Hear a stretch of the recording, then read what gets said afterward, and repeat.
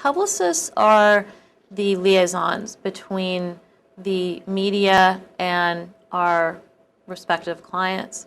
And we cannot guarantee, because it's out of our control, the only thing that we can guarantee is that we'll reach out to that media, we will pitch the way it needs to be pitched, we'll present the artist's or the client's message the way we determine it needs to be presented, we'll do all of the things that we're required to do in terms of sending out materials, following up appropriately, but ultimately we're not the editors. We don't make the decisions of what gets in and what doesn't get in, but people hire us because of our relationships. Again, we go back to that it's a very personal, relationship-oriented business. They hire us because of our expertise, because it doesn't take us too long to figure out how that pitch needs to be presented in the most viable form. I mean, you want to make a pitch that's going to get them to respond and say yes, not a pitch that's going to make them say, why should I care about this? And they hire us because we're very detail-oriented. We do what we say we're going to do. But no publicist really can make any guarantees. And if you're a young artist and you are working with a publicist who's saying all kinds of things like, oh, I can get you here, I can get you there, I can put you on Letterman, I can put you on Conan, hang up the phone. I mean, just say thank you very much for your time and move on, because they won't be able to deliver on 80% of the things that they're guaranteeing. It's not in their control. Now, you give your client a report every week? Yes. Of your efforts, who you contacted, who's an ad, who's going to do something, who's talking about they may do something, that kind of stuff?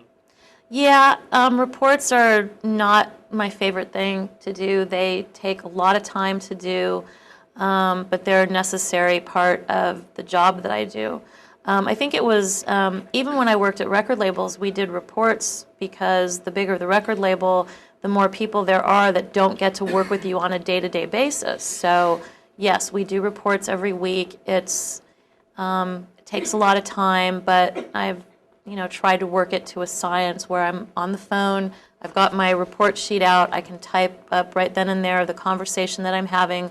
Have they gotten the CD? Are they listening to it? Do they still have to listen to it?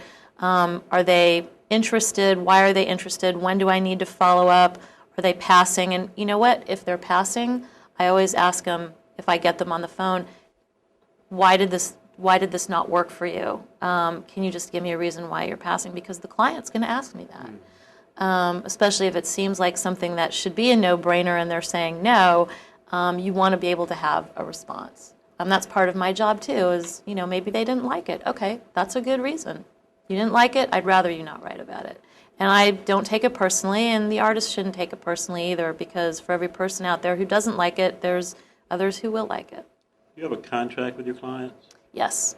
And how do you get paid? They pay you up front for about a month? Well, that's how it's supposed to work. An independent publicist is also a collection agency some of the time, and it's just part of doing the business. But yes, my contracts state that their retainer is due on the first of the month for the month of service, which means I get paid up front for my services, which is another reason why we've established, we have to establish credibility so that a client is much more likely to part with their money before you've even done anything. And then again, you can't guarantee anything, so, but they know if they're hiring a company like mine that we're going to get results.